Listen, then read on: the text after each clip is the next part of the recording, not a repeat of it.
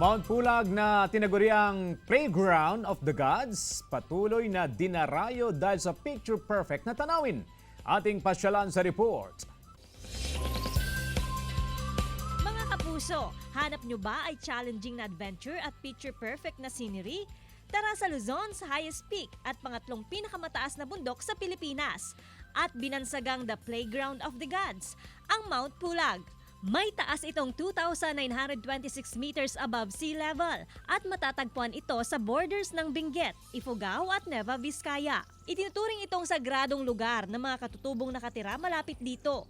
Bago ang pag-akyat sa bundok, sasailalim muna ang mga hikers sa briefing at registration. Ang grupo ni Atashi na mula pa sa Pangasinan, hindi pinalampas ang pag-akyat sa sikat na tourist destination. Ito yung pinaka-paborito kong akyatin. Napakaganda, tingnan niyo naman yung tanaw. Actually, pang-anim ko na to, tapos ang dami ko na rin mga na-invite na mga kasama dito, tsaka nag-enjoy naman sila.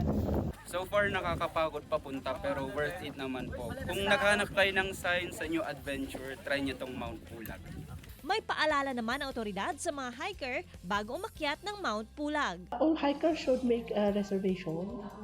Kailangan magpa-book and then kailangan ng medical certificate to make sure na lahat ng maakyat na healthy. And then of course, we are always emphasizing on the garbage. Lahat ng basura should be brought out of the park. John Punsoy para sa Mornings with GMA Regional TV.